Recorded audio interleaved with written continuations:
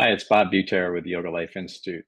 I want to share a few words with you regarding this Psychology of Enlightenment course that I've set up, but I could say we've set up. I've taken the time for this course to reconnect with my old professors and really look at some concepts and challenge the normal idea of enlightenment that seems unattainable to us.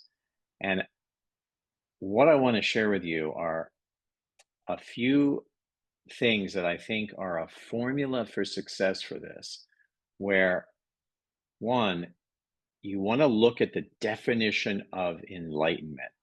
And I have my trusty bell here. And if this is the goal, if this bell represents enlightenment, it seems like I can never quite get to it. Like I'm never good enough. I'm never perfect enough. Do I meditate every single day? Like, what's my recipe for this? And you see, I think the recipe and the majority of the information when you talk about taking your yoga to the zenith, right, to the enlightenment, the end, the final step, the last stage, when you think about that, it seems unattainable and it seems far away. And if anything, it seems like you have to be a monk or a nun wearing a robe and living somewhere where nobody bothers you and you can like meditate every single day and do your yoga poses and chant and study and so forth. I've said this many times over the years. And what I think is that when you have this bell and this enlightenment is somewhere out there, you're always kind of reaching for it. And that's a kind of linear perspective. What I've done in this course is try to make this enlightenment a little more user friendly. That if just touching it was enough, and then I keep growing. So I have a couple of paradigms in this course that I want to use to set you free. It's also going to motivate you to realize, hey, I might be on a good path right now. And then, if enlightenment wasn't associated with this idea of perfection, what if it was associated with joy? What if it was associated with love? Then it might be kind of attainable for the average person. I can figure out how to be more joyful in my life.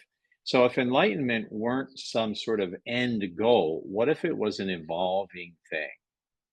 That's what I want to motivate you with. And I want to conclude this course. And this is why we have these in person components along with the online course. Finding and maintaining a spiritual community that you form around yourself with a couple of close friends, as well as groups that you visit, is also a really important key. You will notice that anybody kind of chasing enlightenment, or as I want us to say, being enlightened, they're always doing that around other people so that they have support. We support others, they support us. We motivate our friend when they're feeling a little down or overwhelmed, and they motivate us when we're feeling a little sluggish. So I'm really excited for this course. It's been something I've studied literally my entire career. I didn't do yoga back in 1980s because it was cool or there was a yoga center down the street. There were no such things. I fell into it because of my chase for enlightenment, and that's how I found it. And that's what most people did in the earlier times before we had such access to learning so many wonderful forms of yoga. So I hope you can take this course. I'll look forward to talking with you soon.